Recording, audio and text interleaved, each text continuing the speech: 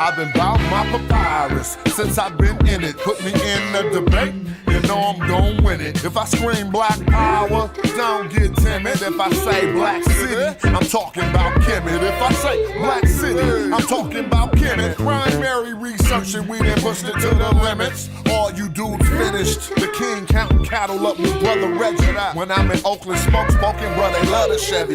Back in the day, it was the spokes on the chariot. Long procession when the king got carried out to every spot. Woman looking nice as ISIS. I read ancient texts, so my advice is priceless. Nubian gold, your ice don't entice us. Beating me harder than counting grains in your spices. Your heart was beating, but your brain dead, you're lifeless. Pseudo yo, they ain't nothing like us, yo. Don't try to make me mad. Make me smile and say you love me, man. That's real right there. Yeah, come on. You should listen to your main man's advice.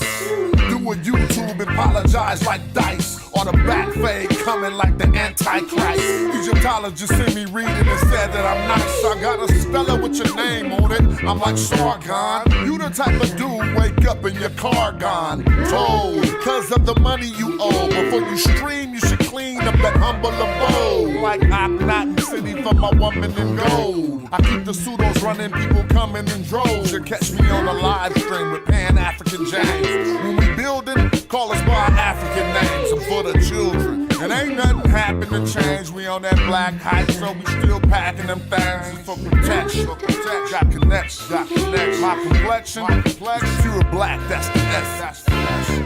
Make me smile. You love me? Show me some love. All right.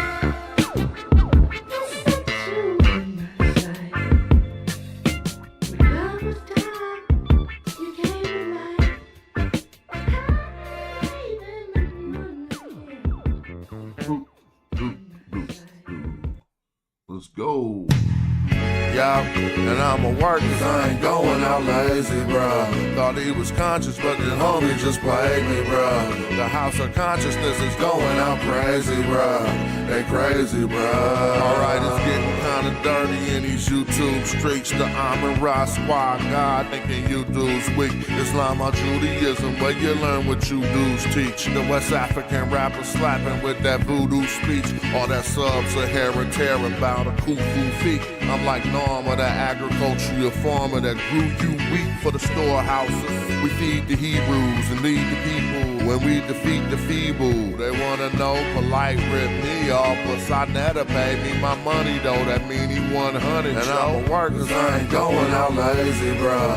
Thought he was conscious, but the homie just played me, bruh. The house of consciousness is going out crazy, bruh. They crazy, bruh.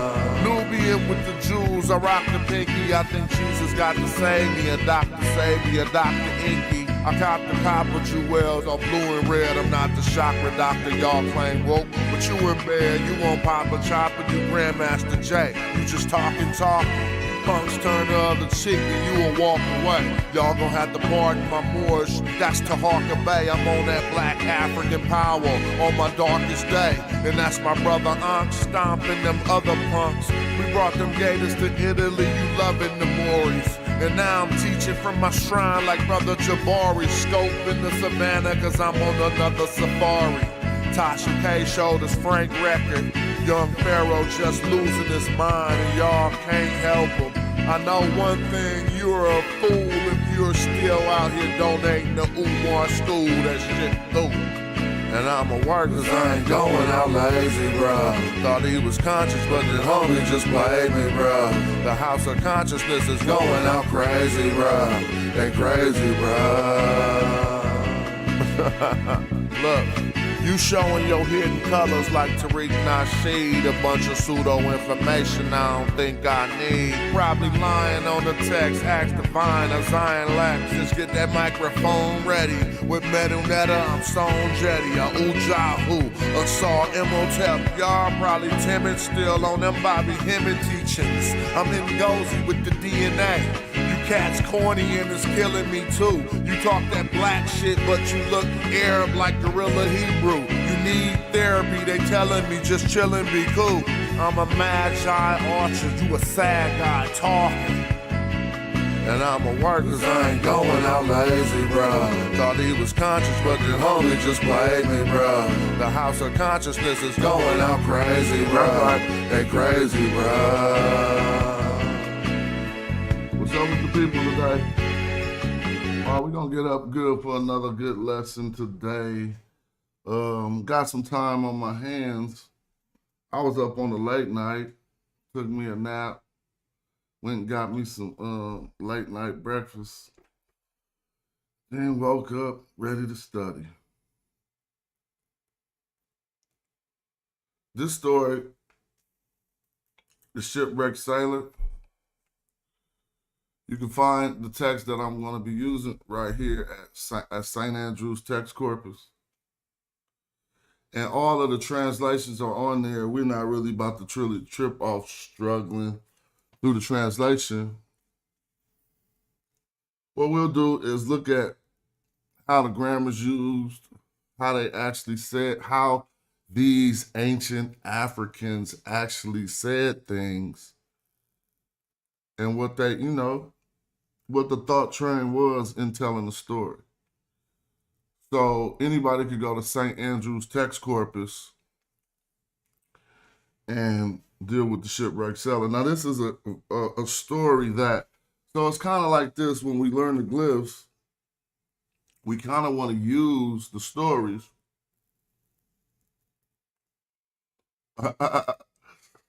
Yeah. So I was just reading what you said, Yuri, and you got that Chem text with Pianki. If you want to have that on file, we can look over that next. Because that was good. I seen that in the back chat. But stories like these are useful to us. First, to get the primary perspective. Peace to you. Peace to the chat. What's up, y'all? I see y'all out there tapping in. To get the primary perspective of what Africans said in their own language and how this went down. Now, as we look at this story, let's keep in mind that every piece of literature we find in ancient Egypt is not classified in the holy section. What I mean, when people do quote unquote biblical archaeology, they often take all the texts and basically say that these all have something to do with something pertaining to theology. It's not like that in ancient Egypt, and that's why people get so confused. There's so many different types of texts. This text we're about to look at, and if you want to go over it like we're going to go over it, pull it up at St. Andrew's Text Corpus, right? This text is more like a comedy, a story. I don't know if you want to say a comedy, but it's just a story made for entertainment. And it's quite possible that one would sit around, whatever they sat around, I don't know if it was the fire or whatever, but they would sit around, whatever they would sit around. Somebody would probably go get the papyrus and read the movie. Because it wasn't no TV, just like old school. And so let's start to dive into this and have some fun with it.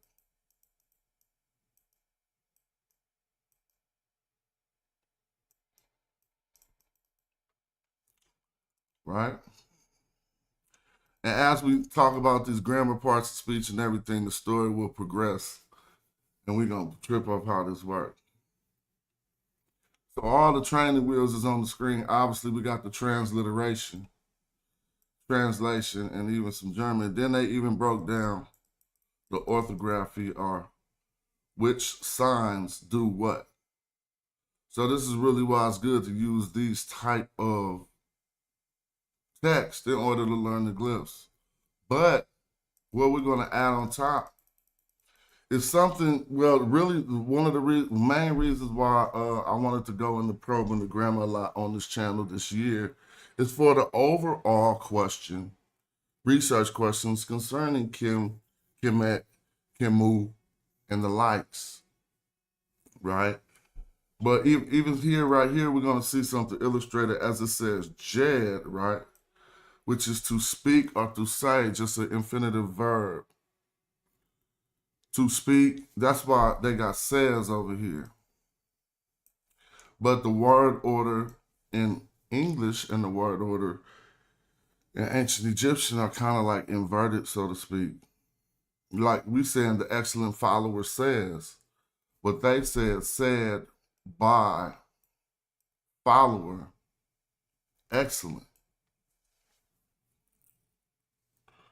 right? So if you think about the word order, verb, subject, object, adjective, the simple word order, this is following it. It has a prep here, but this is part of the said by. Now let's talk about this word, shimsu, because we all possibly came across that word in our learning of the Medu Neter. Here is the word shimsu. So we're gonna, they're not showing us here, but we can recognize now this is a participle. How? Because to follow is a verb, right? But they turn the action of a verb into an individual. They put the subject inside the word by placing the uchik on the word, right? And then showing us that they're talking about an individual. So if I go to the dictionary to qualify this, we should be able to find this root, shemes, to mean the infinitive verb that they form the participle on, which would just be, if I take SHMS, and we should come to a definition that will not be a follower, but it will be the generic use of the term, see, to follow. Now notice here, this verb is what they call the infinitive or just the generic. You got to say to in front of it to use it. To follow. Notice it got different determinative, indicative of the action of following. But when they changed it, right, and put the uchik on it, they then made a follower out of the word to follow. So now that'll be key to know that what that suffix W can also do in instances like this. And this is simply the word excellent. An adjective, since this is a participle, it can work as a noun because a follower is a noun. So that means it can be modified by adjectives. An excellent follower. So instead of said by a follower excellent, Jedan Shimsu Akir, they say an excellent follower says. Just to get it in the English cool. That's cool. So when we see these equal signs, they represent a suffix pronoun. You feel me? So that they're saying the K is the suffix pronoun ek. So if you was parsing this word without training wheels, one would have probably stopped right here and said wajah. But this appears to be a compound word,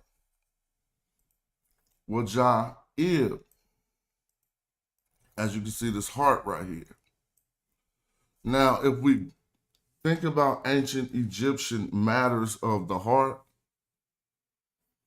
it often pertains to desires, wishes, and even one's temperament. I included one's temperament because the cooling of the heart is to calm one down, right? And we see here, even may you be pleased, being taken from the statement Wajah Ib. If we look up Wajah, we probably won't see pleased in there. We may see it, but we more likely will see maybe to Greek. Hold on. Sorry, I put a capital W.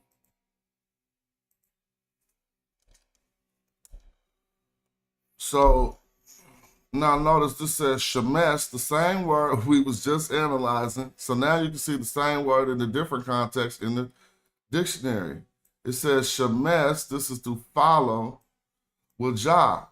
So they call it a funeral procession. But again, the word we was just looking up, shimsu popped up again. But let's see. So prosperity, right? Prosperous because they said pleased. So look, may it please you. Now notice, this is actually the statement that we're seeing in the text. It's just in a different form. It simply has the Jenga, I call it this Jenga, that's what they call it in Coptic. But the DJ, the heart, and the suffix pronoun representing you. So they're saying, may it please you in this context. And we see, may it please you. You see the word spelled out, Wajah Ib Et. Right? Now, this is just simply Hatia. They're calling him the Count. Hatia, okay. They're using the word count, kind of like governor or whatever. So this is a particle. This first thing, Mek, it means look, behold. It's like, hey, check it out. Because we don't say look or behold. So that was like, Mek. Hey, nin. Now, it would probably be hard to say it like that because they could get it confused. But pay is to reach. So this is also in what we call the Sejm NF form. What does that mean? That is a verb form that represents a completed action. So that is why they're translating, we have reached. They didn't even say behold or check it out. But this says, check it out. All this right here is we have reached. And I'm going to try to show you how. Because if it's Sejm NF, we got a conjugated verb. We got this N attached to this verb to reach. The first suffix N is going to give it the, not really the tense, but the sense of the aspect of reaching is a completed action. So have reached. Now the bottom end with the 3 strokes is the final suffix pronoun we.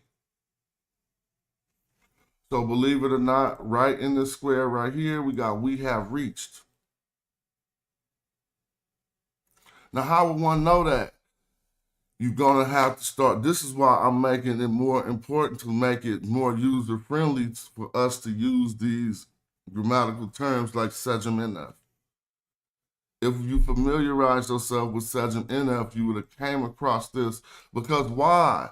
Because we got these boxes that we learn in Hope's teachings in Middle Egyptian, where we know the particle, the introductory particle, is in the first column. Column 1, introducing a new sentence. This is introducing a new sentence by literally saying something to the effect of, check it out. In African American vernacular English, In the standard Egyptology, they're going to say, lo, or behold, right? So that right there is crazy.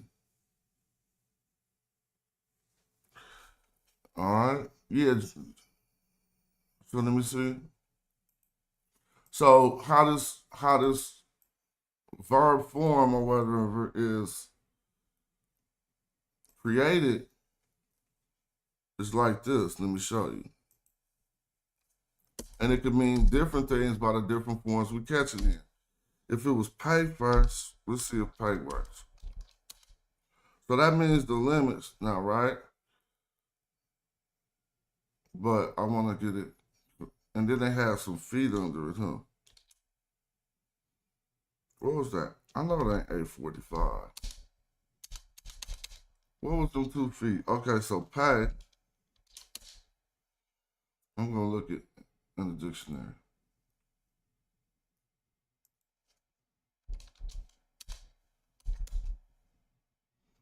So you see this, the result or the end, as Reggie was pointing out yesterday, it's D54 that I'm looking for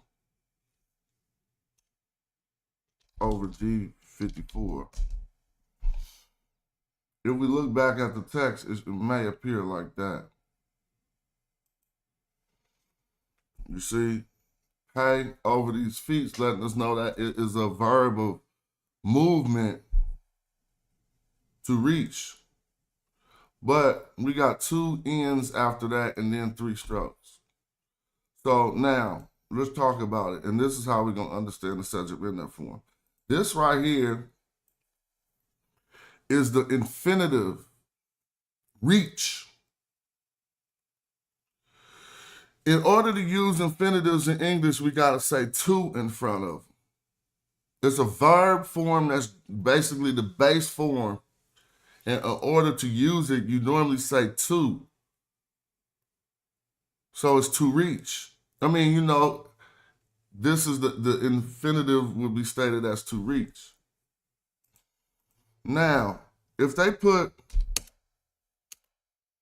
an N after that, just one N like this. This is what's called Sejm F, where they shouldn't even have called it Sejm. They should have just said verb NF. So I'm not going to say Sejm because they keep throwing you off. Sejm is just another infinitive verb, which means to hear. So if I say verb NF, you're literally going to see a verb, a N, and a suffix pronoun. It won't always be F.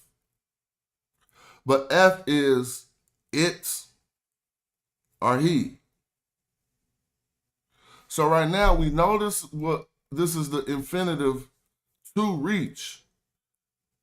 But when we give it this verb form, it's going to come out of its infinitive state because now when we affix this to it,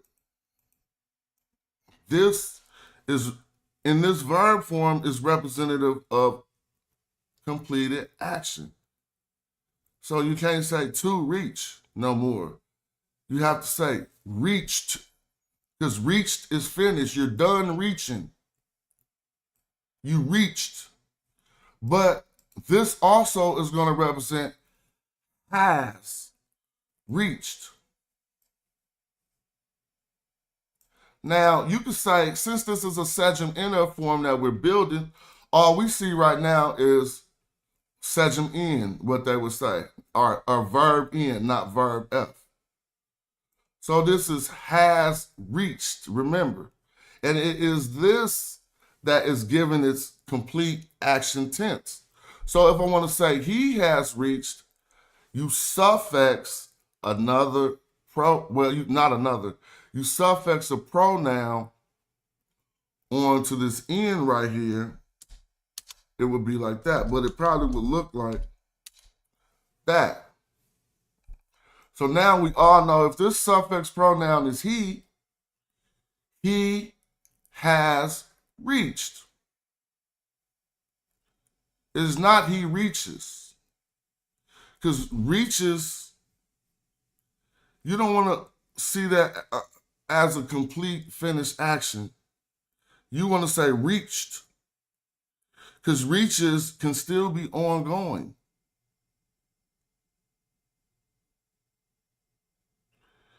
He reaches out. Is his arm down or his arm still in the air? See? So that could still be happening. But if he reached out, it's done. And so now let's look at how you would change this. This is he, but the one we're dealing with is not he has reached. We're dealing with we have reached. So what do we change? Not the have reached. Simply the final suffix pronoun is going to change to an N, but it will always have 3 strokes under it. Now, everybody know if this means we, and you can just check me with any book you want. If this final pronoun means we, and we notice, okay, this is a sejm NF form. It is a verb, a N, and a suffix pronoun. Then we simply gonna say we have reached. But watch this. Let's go back to the infinitive or the generic verb to reach.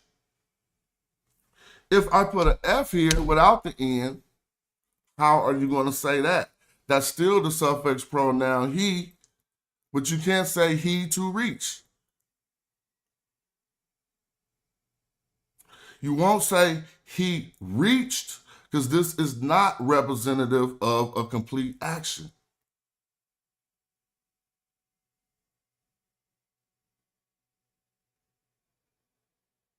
So they might say here, he reaches.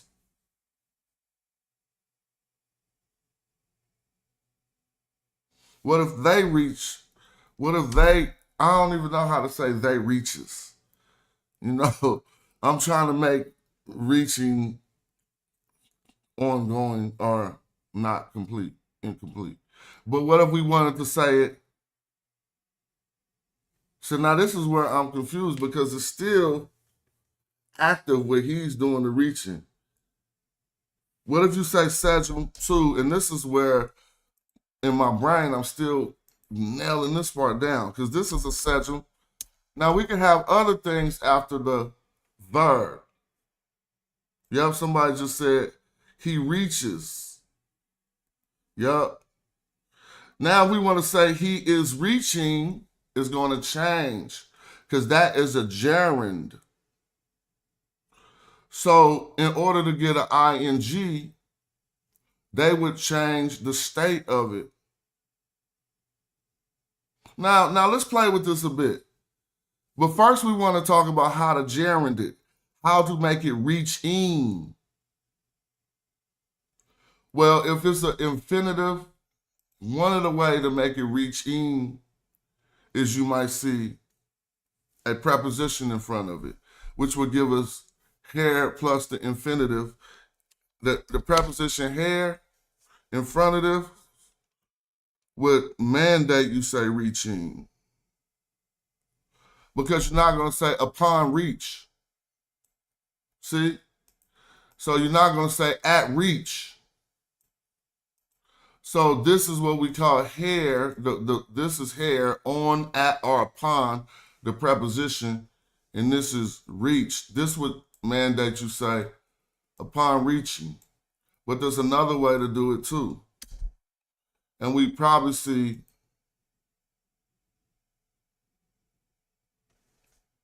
and I'll check this. It may be a form like, just by how the grammar works, it may be a form like what was it, D45? D54. It may be a form like that. Right? I'm going to look into the dictionary.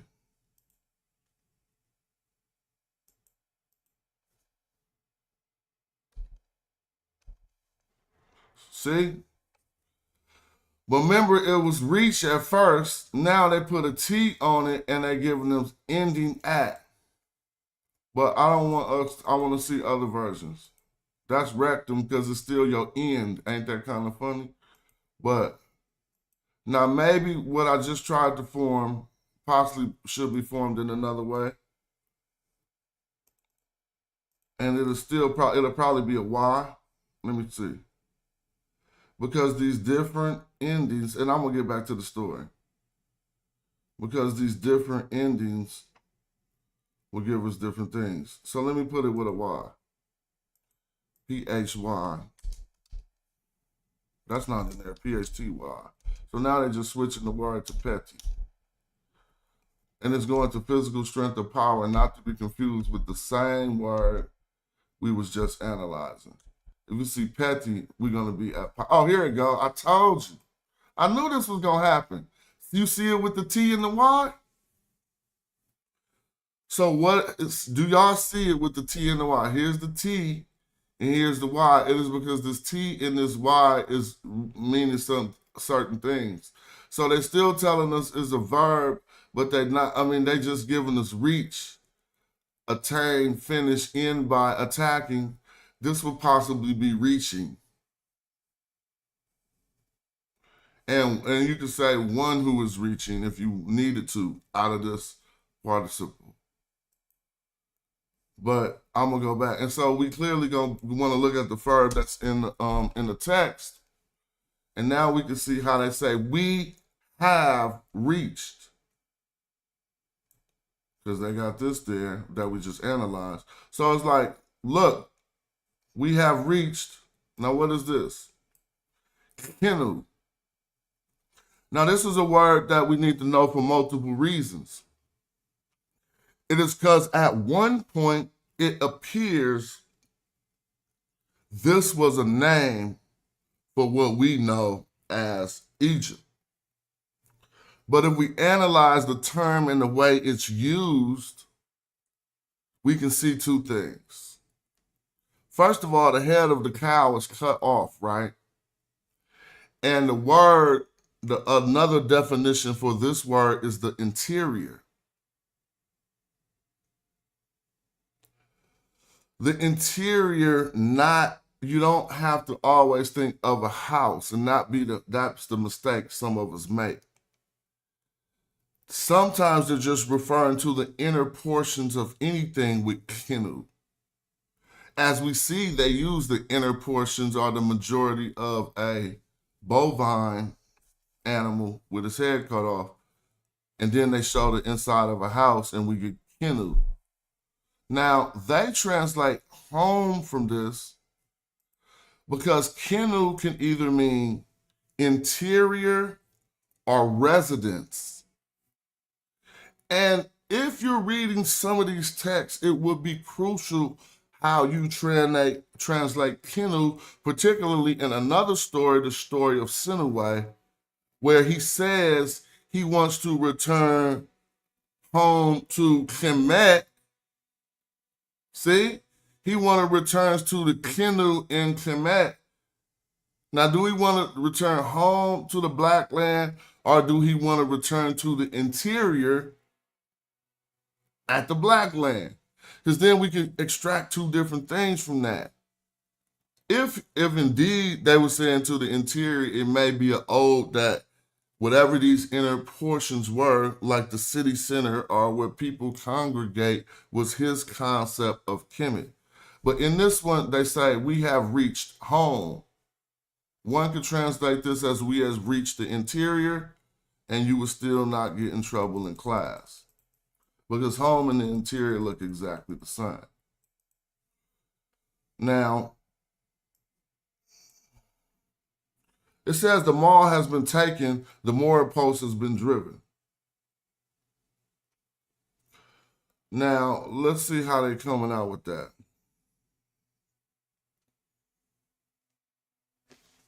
Because they're using this to take. It can mean to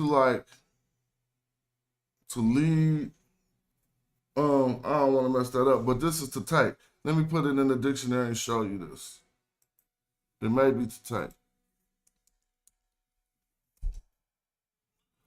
All right, so you see it to take.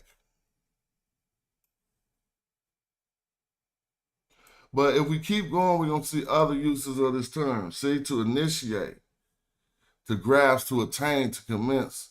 And so you're going to say, is he initiating something? Is he receiving something? By receiving something, they saying the way you received it was to take it, because it's down with hold, grasp, and receive. They might as well put snatch in there, basically. And that's how it's used: to grab, to obtain, to hold, to commence, to receive, right? And even got an interrogation or a deposition, like you're going to take their words. You see, it's like to take, and then they got a mouth there.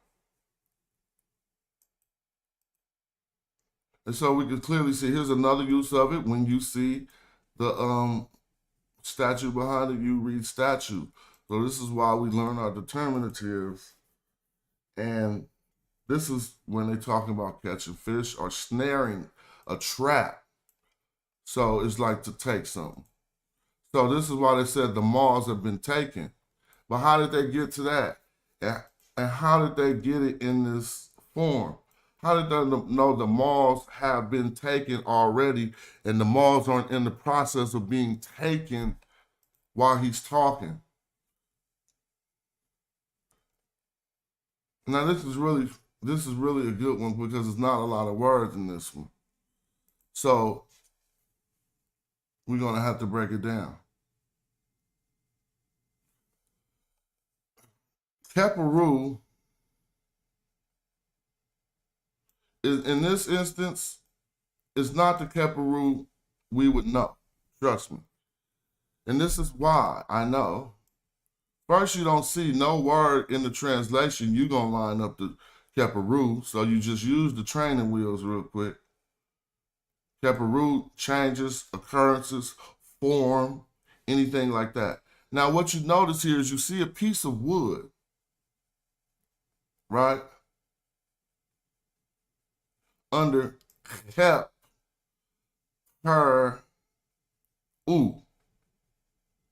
So when you look up Keperu, you shouldn't look up Keperu. You should look up Keperu first. XPRW. And see if you find it with a piece of wood. Because all of those other Keperus is going to mislead you.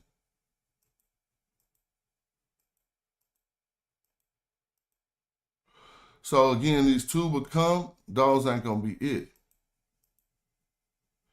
This is going to, and I think I know this from my memory, is going to wind up being the mooring post. But I could be wrong. So now we got to just look up Keper since the U wasn't there.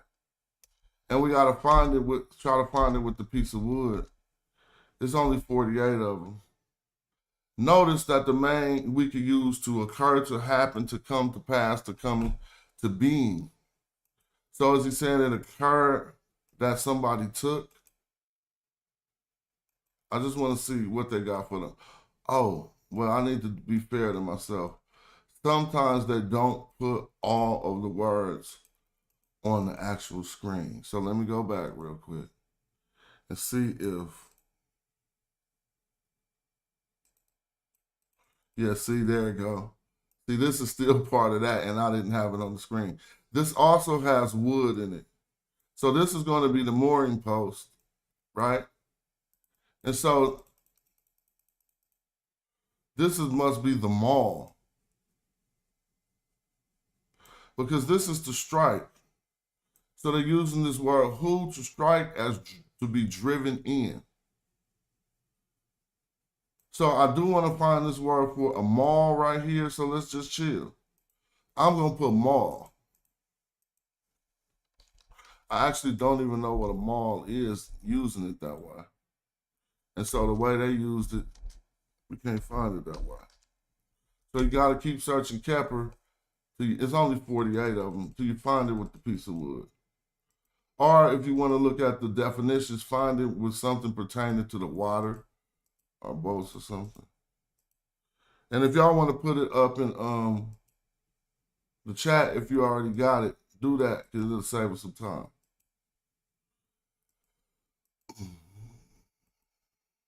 Let me see.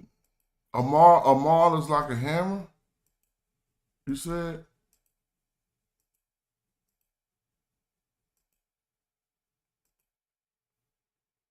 Oh, it's like a hammer or a mace. Interesting.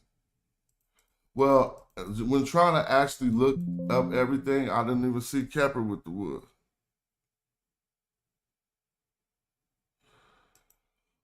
So it's really like not really no tense.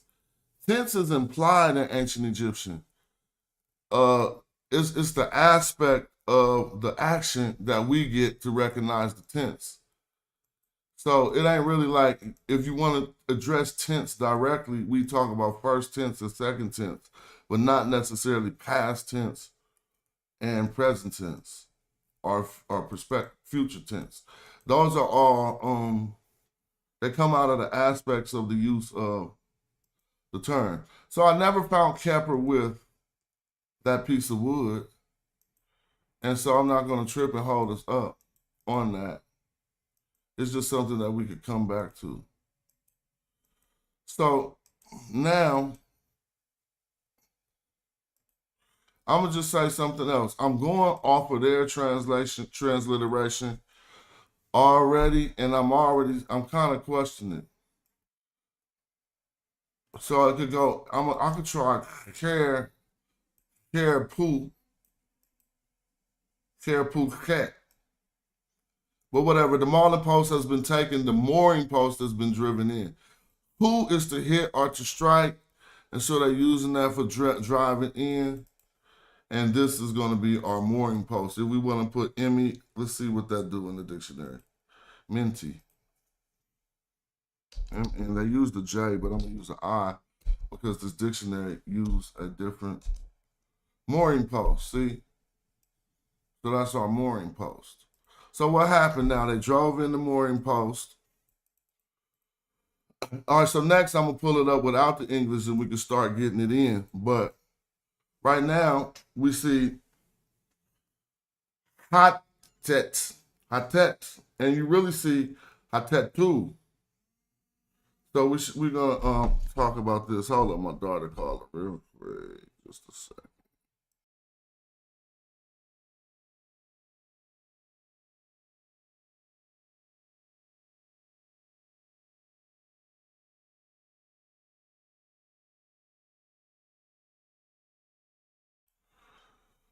Right? So they now all you really see, let's go back up, because they got a lot of words right here. Now, if this was the mooring post, then there's about to be a lot of action happening in just these words right here. So now they got a early T here and a hot T. So let's think about this. First of all, it says, and the prow rope has been thrown on land. The on land is over here. This is to give, to let, to allow. I don't know how they got throw out of that, but that's cool. I want to look up this word. So this, the normal use we would see for this isn't it. We would be thinking in the front or the foremost, but no. We're going to find a new use of that word.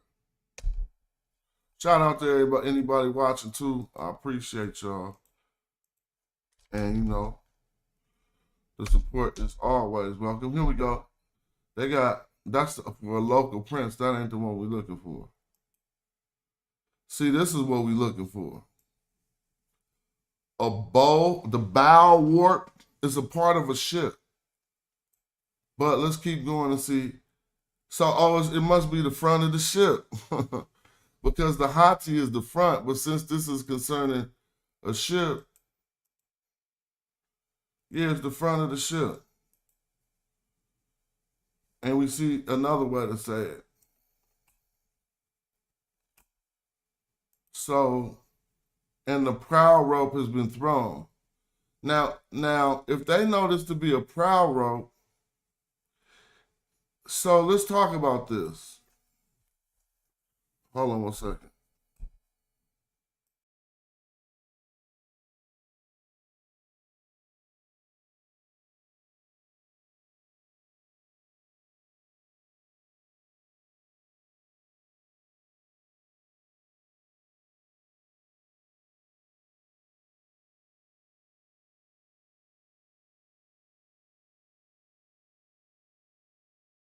Oh, hold on, my bad.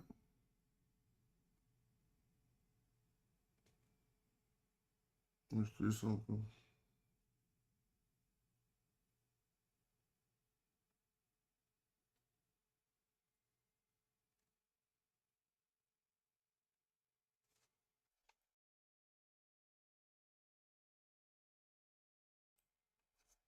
Hmm.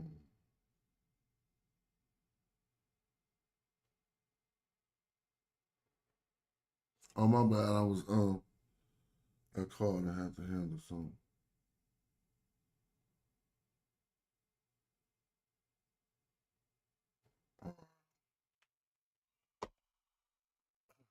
So, since we know this is about the front of the boat, right? Let me show you how they got that.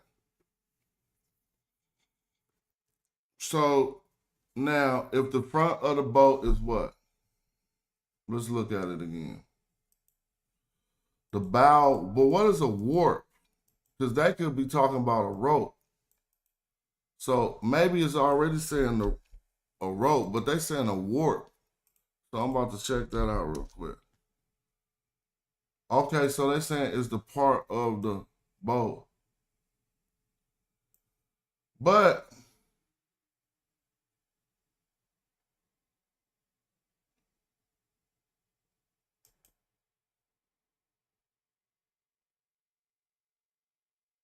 so one has allowed the front of the boat.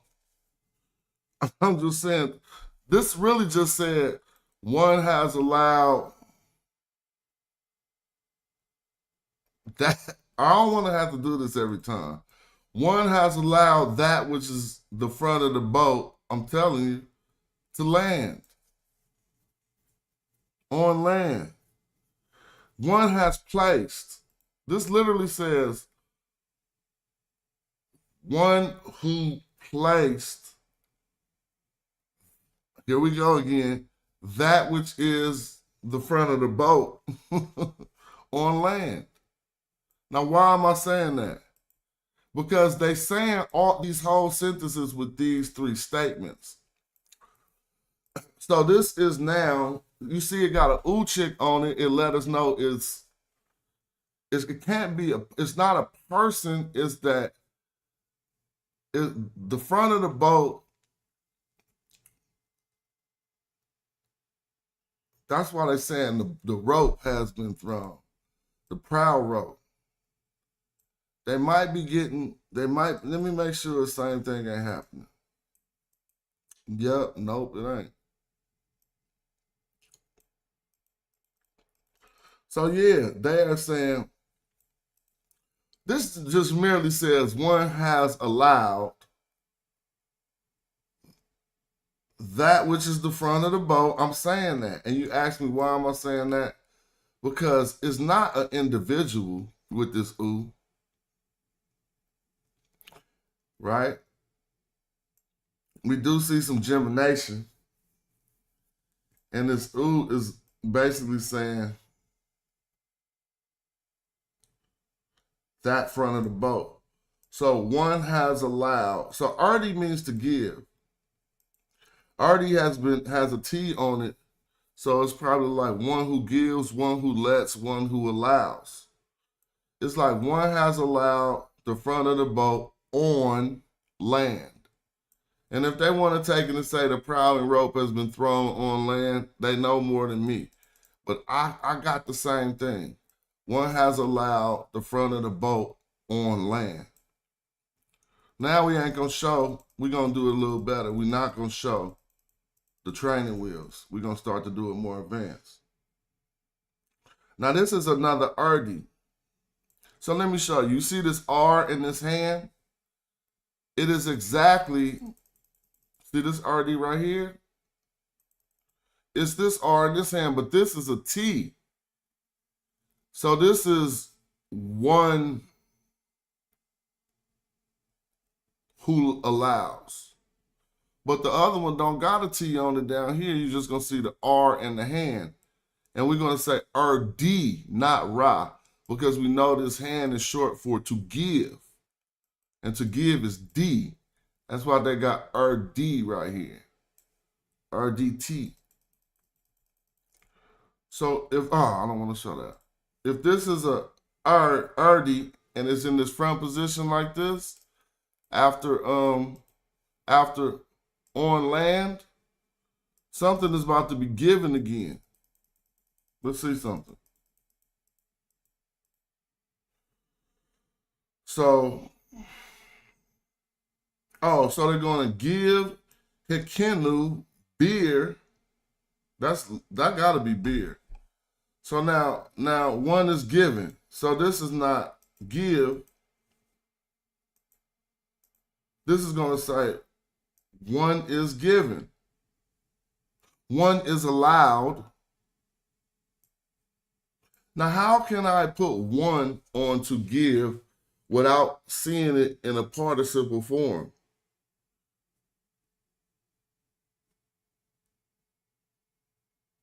Well, if this has two digits, I'm going to call them digits.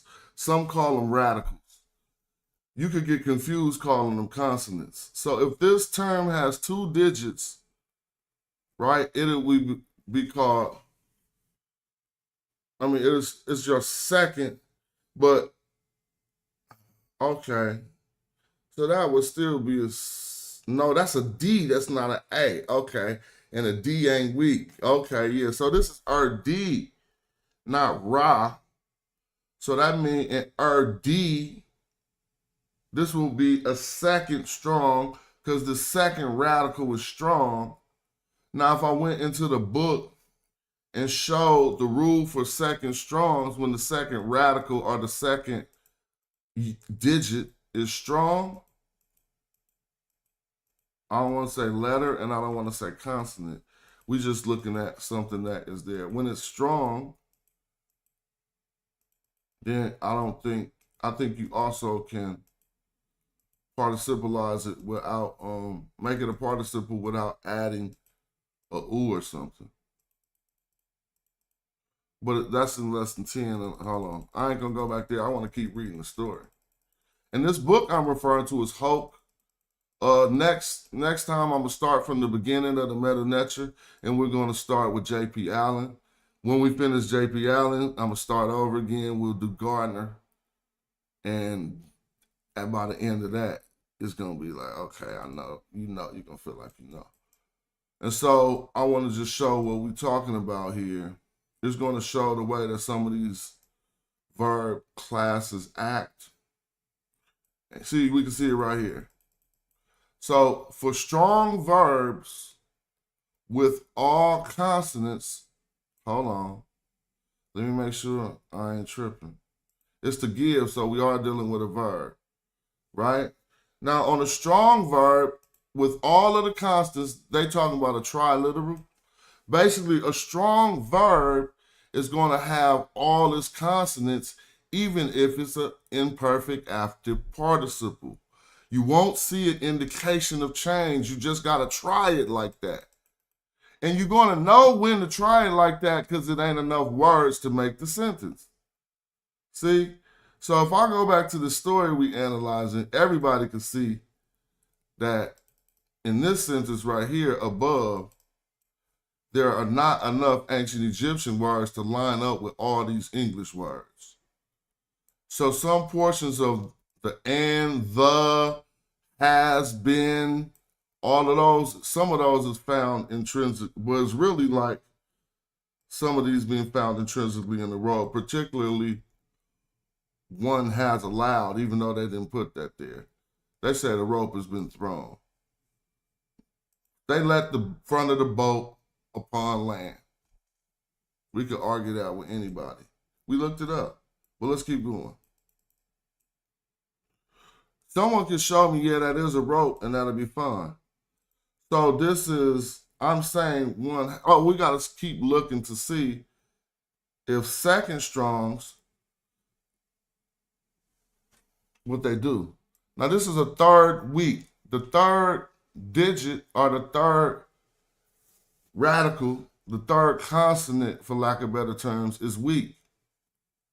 In that case, you're going to see gemination. The second consonant will appear again on the third time. And you're going to say who goes or who does, whatever the verb is. Now, a second geminate, think about that. That means the second, I'm going to make it bigger. It means the second digit repeated itself, basically.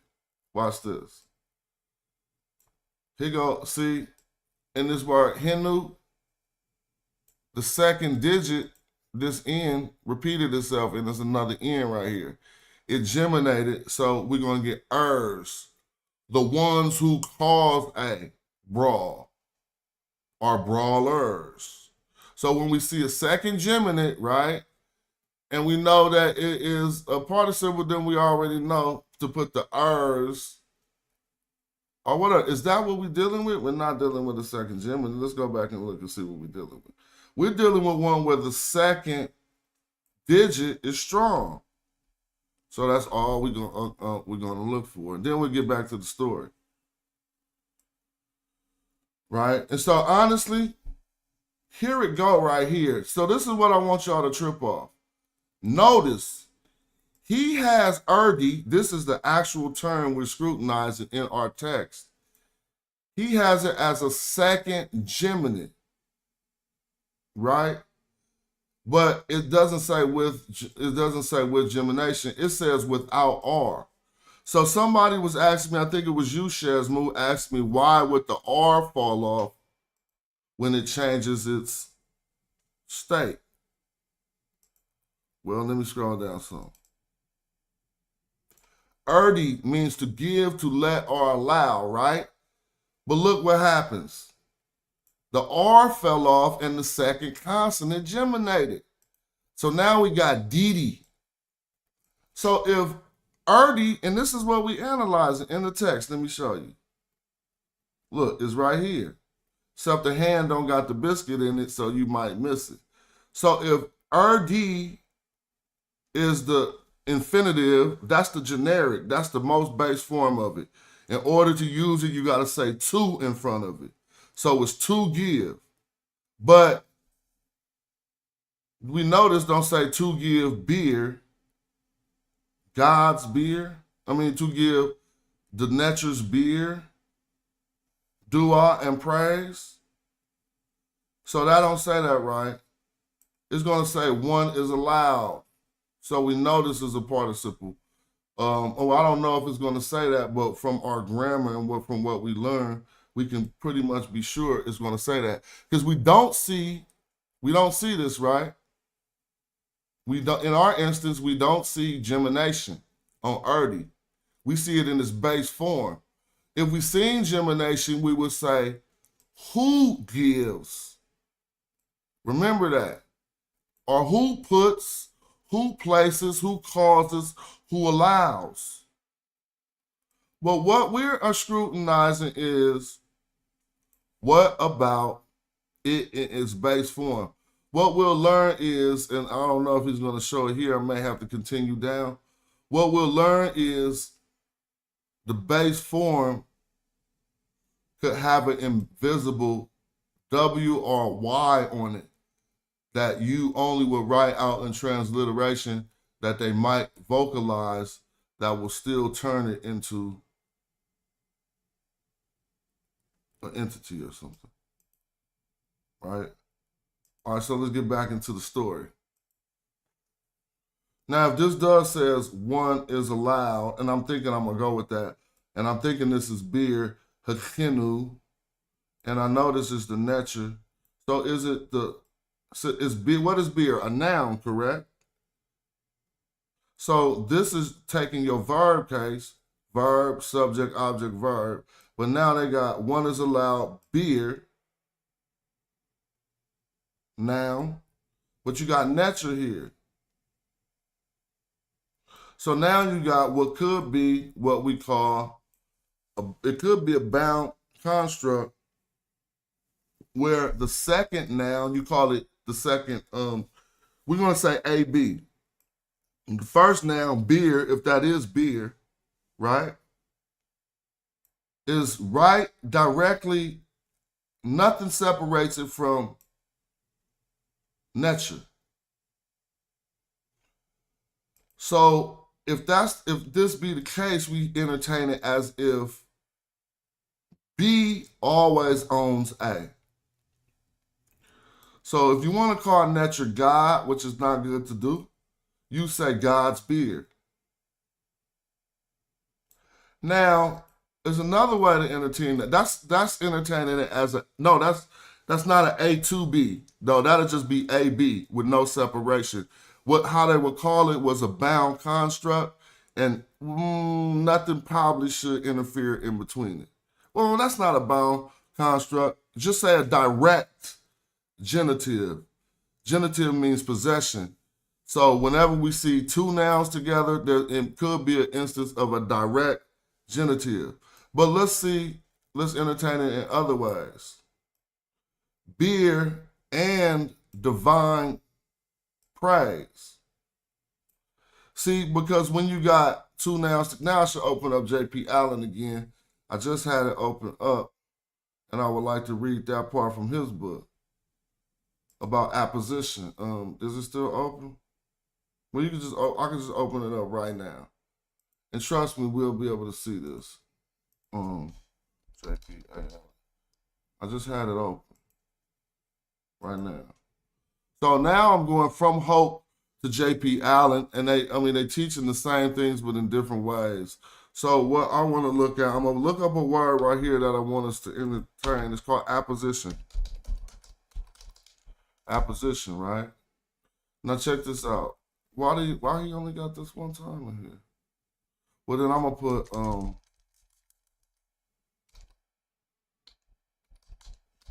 conjunction.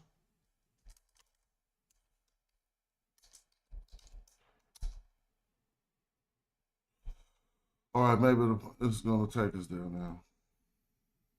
Dang, that's kind of crazy. Was this the book I was looking at? I'm just going to go to nouns, dog. So we can see what I want us to see. But that's a word you're going to find 1,000 times. It's in the beginning.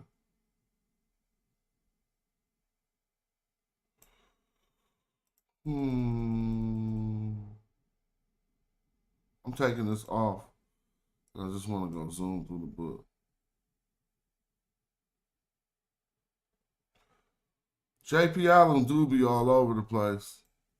But it's also useful not to just be learning from one teacher. So hold up real quick.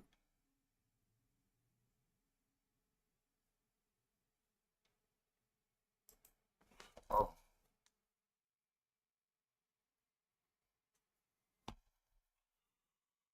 I apologize. I'm getting distracted all over the place, but I'm trying to stay focused. I was trying to show y'all his comments on apposition and all of the things you have to entertain when you see two nouns right next to each other. So if I could get to his, when I wrote it in the book, it just didn't want to take me right there.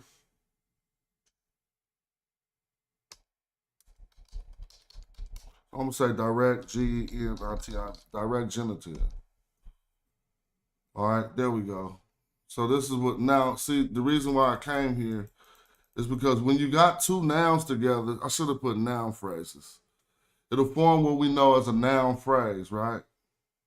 So it's 3 ways to entertain two nouns together whenever you see them. And this is the easiest.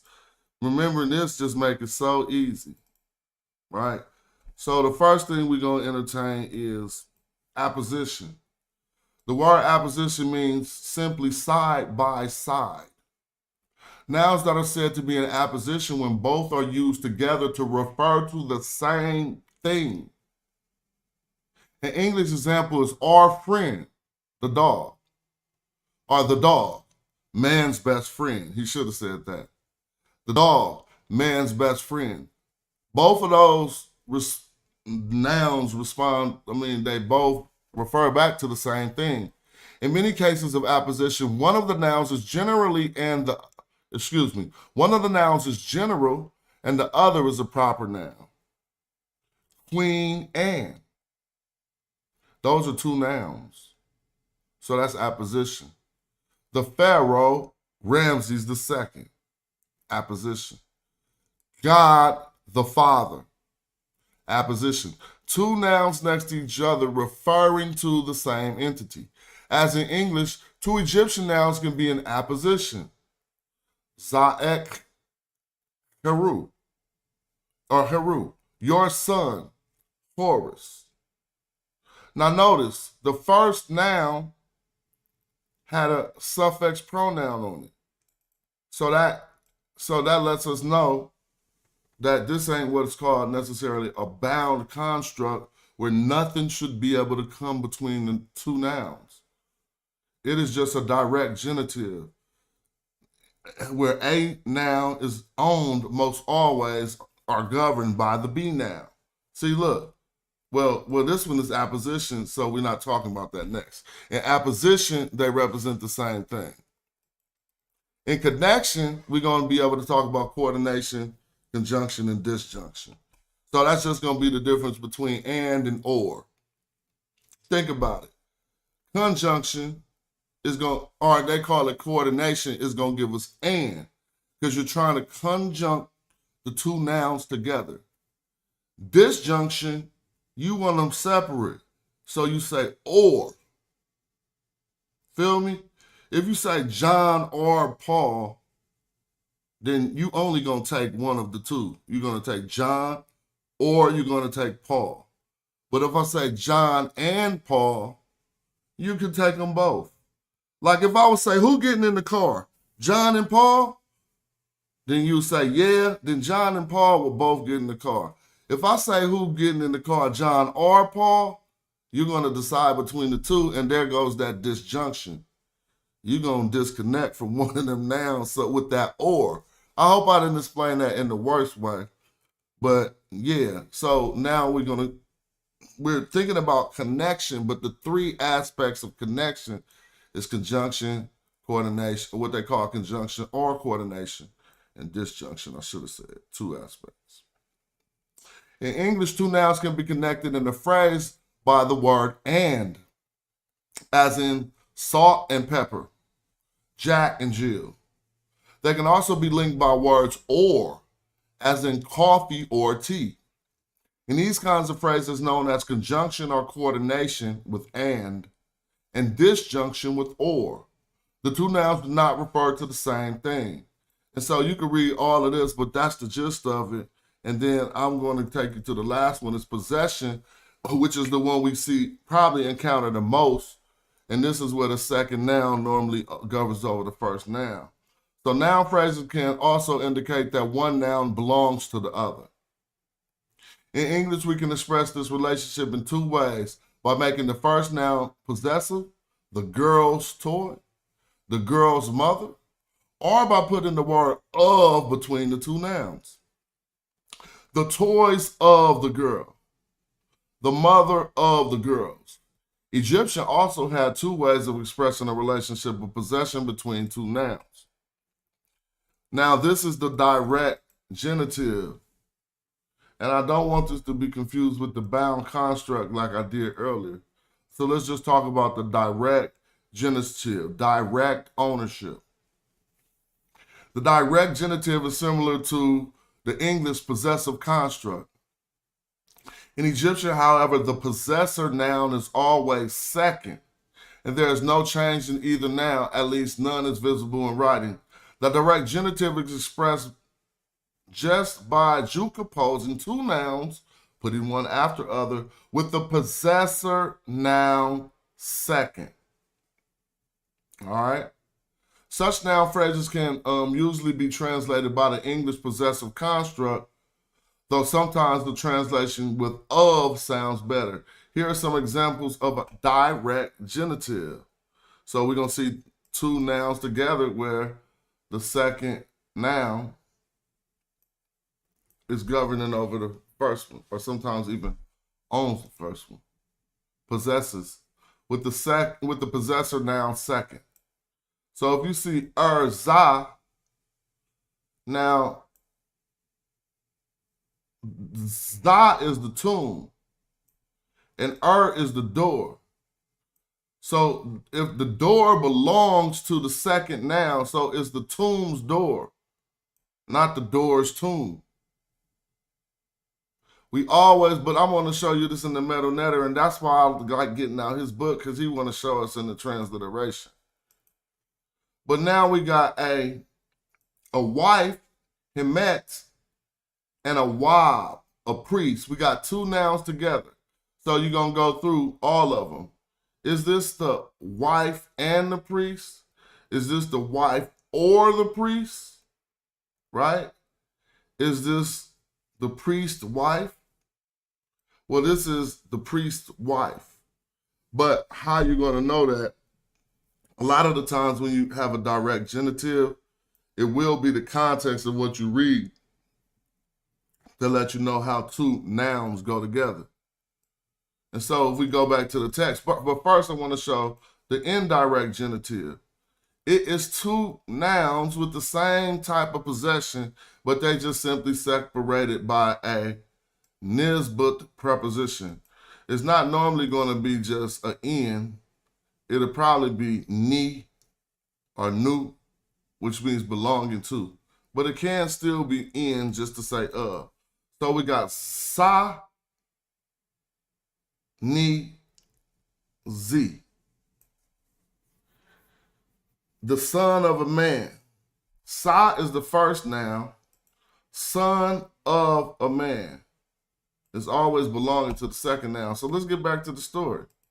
So what do y'all think this is? If this is beard, I hope I didn't mislead us too far. So let me put HKNU. I know that's beard, bro. HKNU. Wait a minute. Praise, joy and cheer. But hold on, yes, praise and joy and cheer. I'm messing it up. I thought it was beer. I'm glad I looked it up. Praise or joy and cheer. Let me look up beer. Because there's an H word that's close to that for beer that I got up in my head. Okay. Can mess, but that ain't it. There's one even closer. Kemetic. Kemetic. That's not even it. It's one even closer. Kemetic. So that wasn't beer. I'm mad at that. I'm glad I looked in the dictionary. Praise.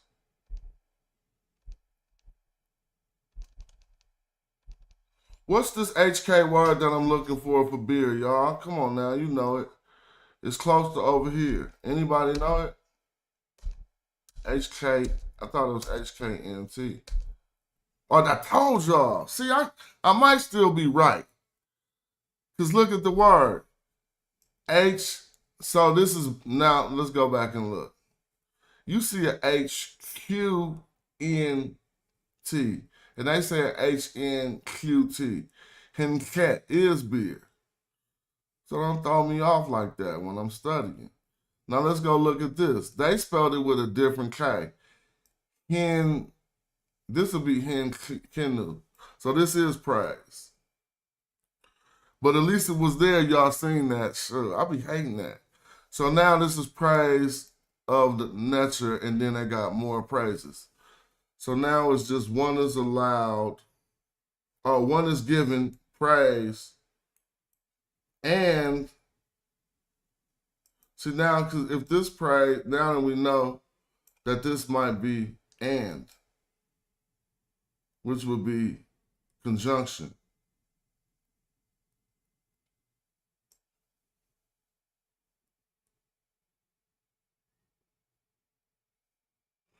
So this is like one is giving praise and thanks God.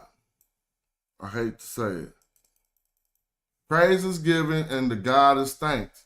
Do not play with your boy over here, because this is how we do. Yeah. So I got that basically. I mean, I would get no thrill out of cheating. I get an actual shot of dopamine from really doing it.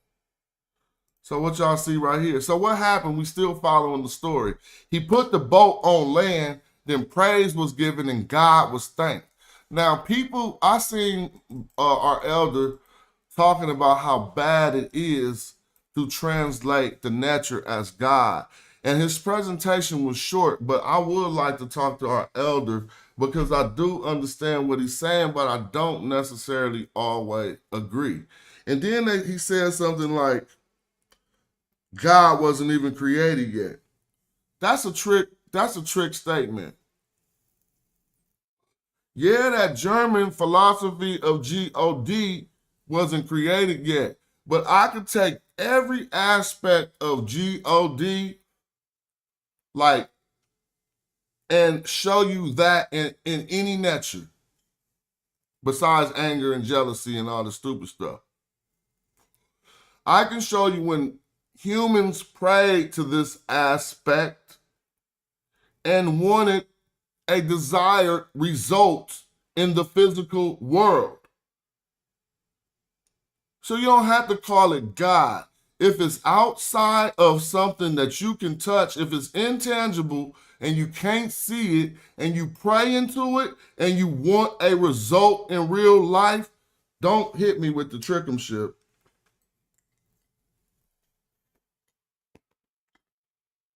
How can a man pray to something that ain't there,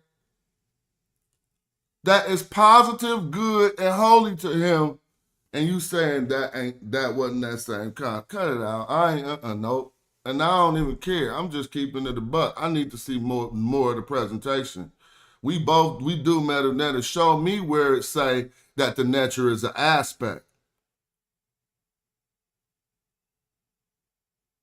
If you want to show me where it say, how you say aspect in meta nature.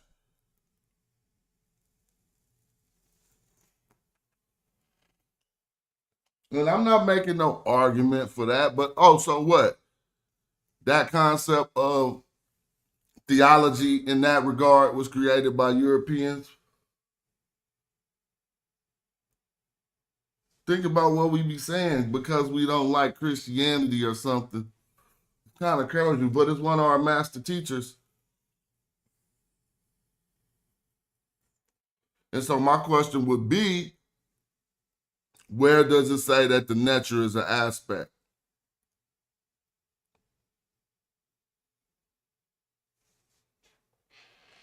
Can't nobody answer that. We at the back. We in the bottom of this. We are up in it. Now they praising the nature right here when they reached land on a boat. Ain't that kind of normal? Thank God. Yes or no? Praise is given and the nature is thanked. So what aspect did they praise right here? Why, if this is true, is they not praising the aspect of water? Or the aspect of wind? Why isn't shoe praised here? Then I'll be right with you. If they landed on this island and they say, okay, shoot, then it go right with what you're saying. They talk about thank you, wind. But this just say doing the nater.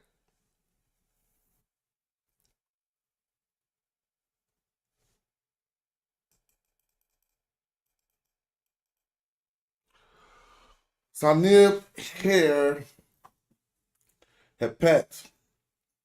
So let's talk about this. And this is why some people be like, I love going through these stories. I don't even know what to say, but I know what to say.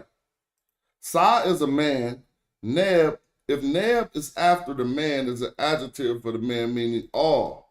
All men upon. Now this is a verb, and it's in the infinitive. So this all men are embracing. Because these arms, this is what I mean. The only glyph in here I need to know what it really means is this one, these arms, and this one. Sa for man. I need to know the phonetic quality of this one, and these. So if I see two arms like this most all the time, when you see, I don't even know this word, and I'm going to tell you it means to embrace. All men upon, don't say upon embracing, because we just went over this. I'm going to tell you this. If I go to the dictionary, the root to embrace, it will simply be HP. It should be HP. Why? Because we learned in the grammar, and that is an infinitive now. It got a T on it. Let's see. Let's see if we can find embrace with the HP. Well, I just seen one that was close that said to hold or to secure, but maybe not. Let's see if we got to go to HPT. Embrace. Okay, so they saying basically that this word is a triliteral, and they saying that T is on it. I mean, that T, three consonants, basically. I don't want to say triliteral, I'm sorry. Three consonants. It does mean to embrace, right? But trust me, all you got to do is search D32 and you'll know. Also, once you get bored with the glyphs, you'll start searching determinatives and see what words they pop up on. If I put D32 right here, everything gonna be pertaining to something being in between two arms. So look. Embrace, an armful, as in a measure, an armful, see? Embrace, and all of them will keep doing it. I mean, now how is it going to be? To celebrate a triumph, that's an embrace. So again, they praise God, and what did they do? Man, all, upon, don't say upon embracing. Because if you see hair, plus an infinitive, you gerund the infinitive. So if this means to embrace, all men are embracing. It better say that. Thank you. But they put more words on there. Let's go down. And his fellow must be on the next line. Yeah, his brother. His brothers. See? So it's like, so what happened? They landed, they praised God. This is what the Africans did. I'm stopping saying Egyptians. Well, you saying Africans? I can say Remech, Kemetic, but I want you to understand that this is ancient African stories. Saneb, every man. Oh, I got to read it literally. Man, every. Hair would be a preposition connected to this infinitive, but hair plus an infinitive equals ing. So if this means embrace, you see how they got embracing. See? How come they didn't put embrace? Because they noticed what we noticed, hair plus an infinitive. There's no word in their translation for at, upon, on. You leave out the preposition connected with the infinitive and say ing. So basically, see the hair as an ing on the infinitive. Trust me, it ain't going to mislead you unless it don't work. But every man is embracing brothers, his. Sinu, his brothers. So what happened next?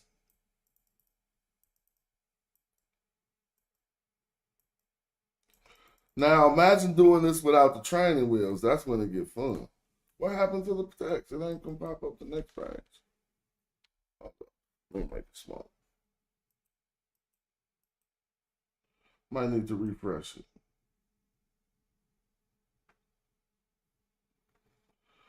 All right.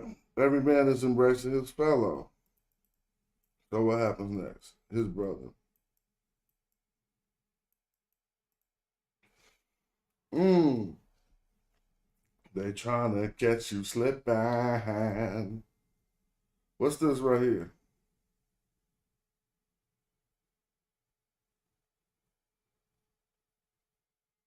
So I'm gonna tell you, I don't know that word, right? But we're gonna show you how the grammar gonna help us figure it out. Before the dictionary. But the problem I'm having is transliterating this first glyph. So if you know this first glyph right here, say what it is. I could just look at the stuff, but that's not gonna be no fun. Because we can still extract a lot of data without this. Now we see is a man here. So if this was the verb, we know it's nominalized already. And we see the three strokes behind the man. So this might just mean plural of whatever this is. But then we got a suffix on, well, we got a 10. If sin is they, 10 is like, all right, well, 10 is y'all. Because 10 gonna be in the second person plural. Suffix pronoun, y'all. You all. Now this means those who come. See, why y'all saying, why am I keep saying those who come and not just saying to come? Look at the state it's in. So this is why they use the shipwrecked sailor, I see. Because there's so many participles, there's so many perspectives and all these different things that is good to teach with. I'm going to scroll down since I don't know this word. All I know is y'all, ones who come. Now let's see how they work that out. And our crew has come back safe. So this must be our crew, y'all. Where's safe? Oh, safe gonna be on the next page. I mean, yep. See, so that's not fair that I couldn't see this. But all I seen was those. I seen y'all, those who come back. So it's the crew. Y'all come back. Y'all are the ones who come safe. Ones who return safely. Right? All right, what do we see here? These are some short little sentences easy to work on. They return safely. So what do you see here? It shows it. Nin, nahu, in. Well, if you just using the dictionary, nin this is a negation. It's not going to be these. You could get two ends that mean these, but this is going to be like negation. See, when you see this end with the arms out, with the shoulders hunched up, it makes me think, I don't know, when you stick out your arms and hunch up your shoulders, but this is not I don't know. This is no.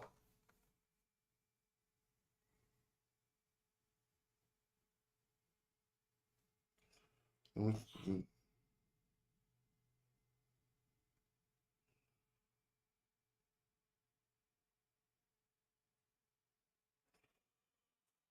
see. Oh yeah, and so it would be something negated. Nahu in. Let's see what Nahu is. No, I'm not gonna do that. I'm just gonna scroll down. Without loss, so Nahu must be lost. If this is the negation. So without loss, this is two. I'm talking about just this in is two, and the expedition probably gonna be Mashah under here. We're gonna see. Yep, Mashah. See, Mashah is an army. Now the in suffix is happening again. It's our army. our expedition. Now here go our. Now y'all don't remember we analyzed this in the beginning of the video. I'm gonna feel hella mad if somebody don't get this, bruh. Because my efforts in simplifying the metal nature is for y'all. That's my data. It is for you, right? And I hope I'm doing cool. Now, if we come across something I took like 20 minutes explaining and somebody can't say they remember it, I'm gonna be lightweight feeling depressed. Now I could go, y'all don't remember this? Somebody say what that means.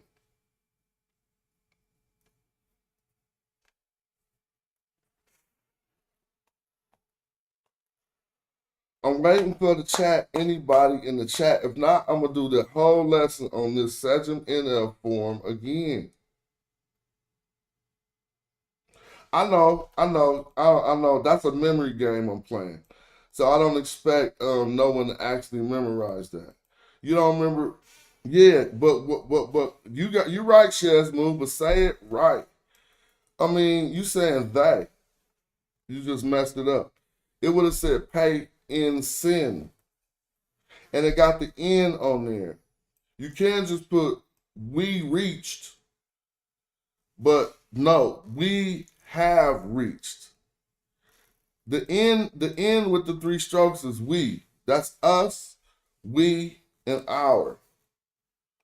So we have reached. But now this is a play on words, and this is hella clean.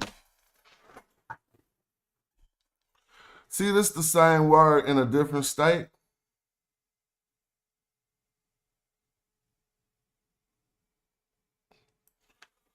So this could say a few things. So this is like about his army right here. Then it say, we have reached, it say, pay in and pay we. Right? We have reached something, about reach again. But I'm gonna break this down. First of all, if you see the W and the Y on the end, right? First thing to entertain, if it doesn't say how.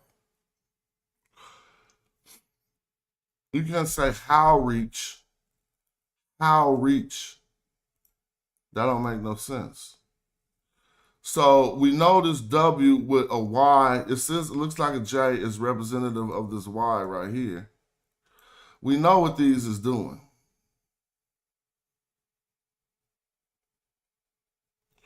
It's taking the word reach, making it one who reaches, but then they put the next one on there, time.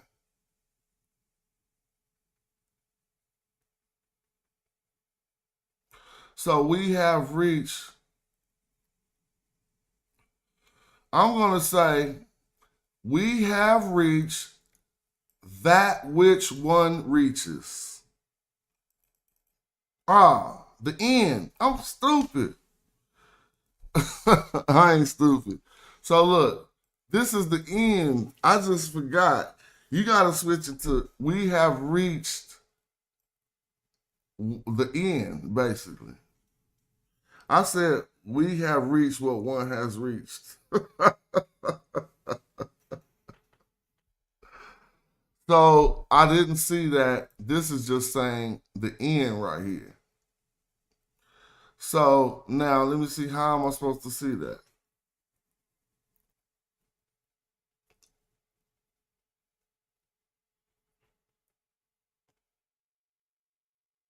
I don't know how I'm supposed to see that. Oh, I'm tripping. That which is reached. So now I gotta change the end, that which is ended. So it's the end. We have reached that which is ended. I'm telling you, we have reached the end. See, the reason why I say that which is ended is because I gotta be able to decode the word before I say the end. So you're gonna learn how to decode this by seeing that this is reach or the end, And this now we got that which is reached. So now we could probably say that which is reached, that which is the end, the end. Now, but it says of Wawat, and notice Wawat ain't on the screen. That's easy one. Wawat. Now let's talk about Wawat. And this story is crazy because he's gonna be all over the place. But Wawat is what we know as Lower Nubia.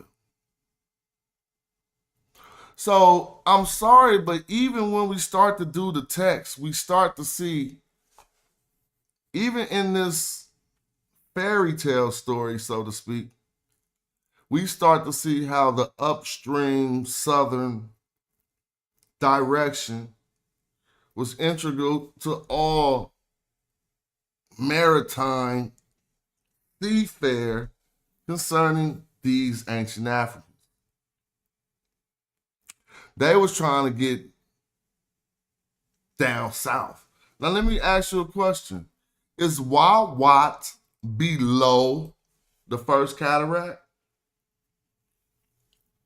Yes, it is. So when people like Silly Chief X try to argue that these cataracts was some impermeable boundary, like Rebecca Fudo Kennedy says, that nobody could cross, how did they, the shipwrecked sailor, take a boat to Wawat? Well, we'd have to learn. So what do we see here?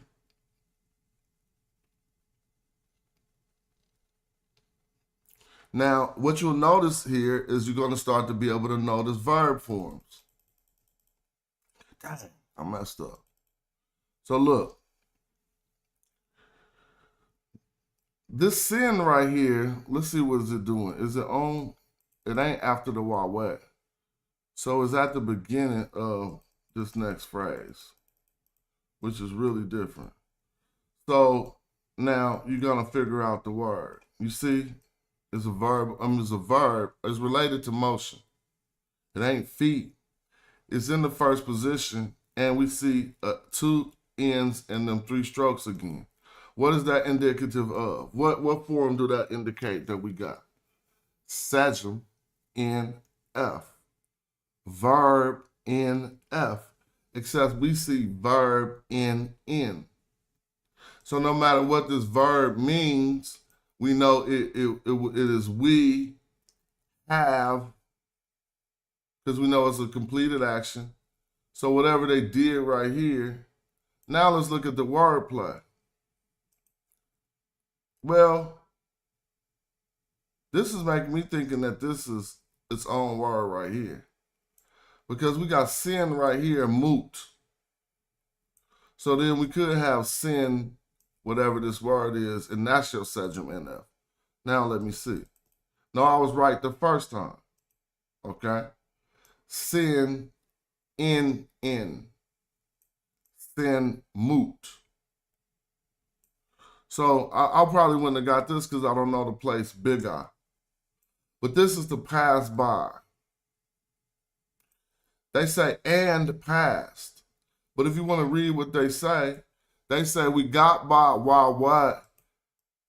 And we have passed, and we passed Biga. Yep, and we passed Biga.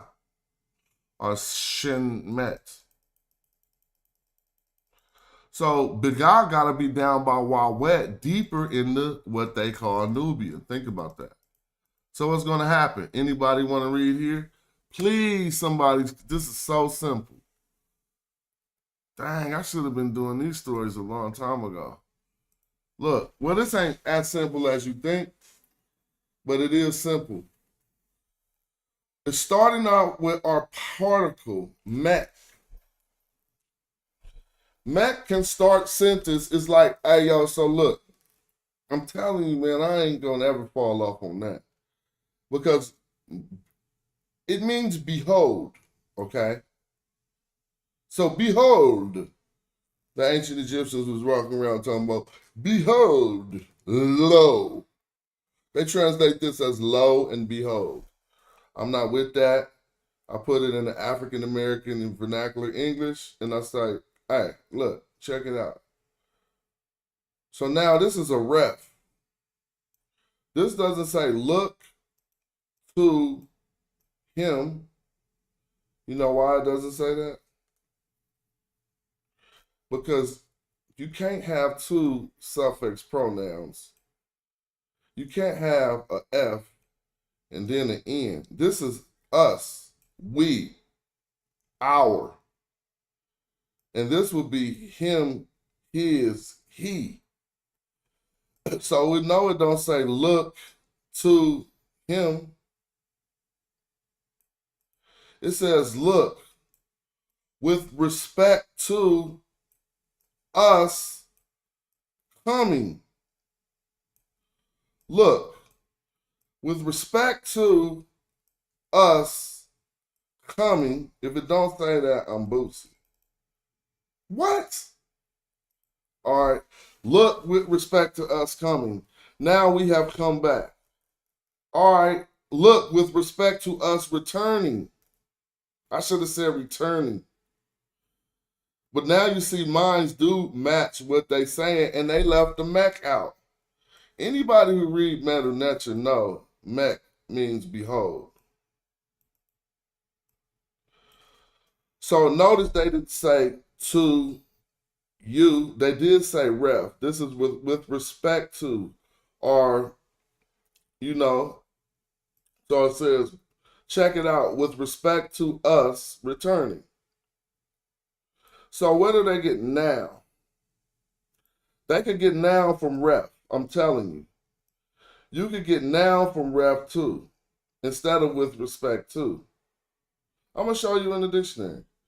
Mech, look, now we return. Yeah, theirs is better. Look, now we've returned. Anything I need to show us in the dictionary? Yes. I'm going to show us mech. So you can clearly see it says look and behold, and you're going to ask yourself, why ain't that in their translation? Because you don't always have to put it. But if I translate it, it's always going to say, check it out, though. Man, they trying to make me find mech the hard way. I put a capital A. Oh, I got to put an I. Mech. No. Hold on. You ready? All right. All right. All right, please.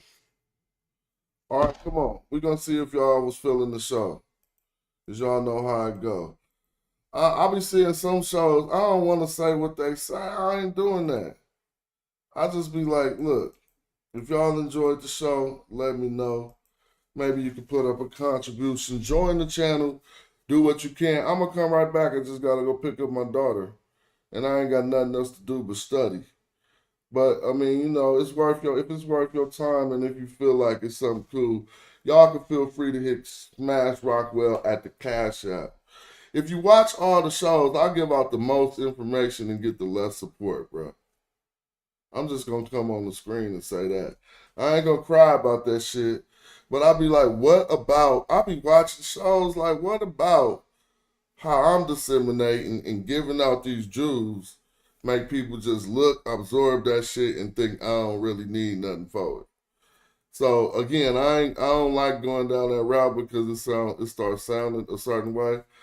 But after a while, it started getting to me. I'll be like, what the fuck? I watch some niggas, they be just cussing. Oh, fuck that shit. Motherfuckers be throwing up all kind of everything. So then it made me think, are you doing the wrong thing, trying to teach and trying to help? Should you just be rap god out here talking hella shit? But excuse my language. Appreciate all the supporters. Join the channel. Click like. Share the video. If y'all want to do any other type of way to contribute, buy my book, buy the album, and help keep it popping. Because I'm about to go pick up my daughter and come right back and keep doing this. All right? Thank you. Appreciate y'all. As a matter of fact, video ended like this so that it could stay on the screen. Peace to y'all. I'll be back.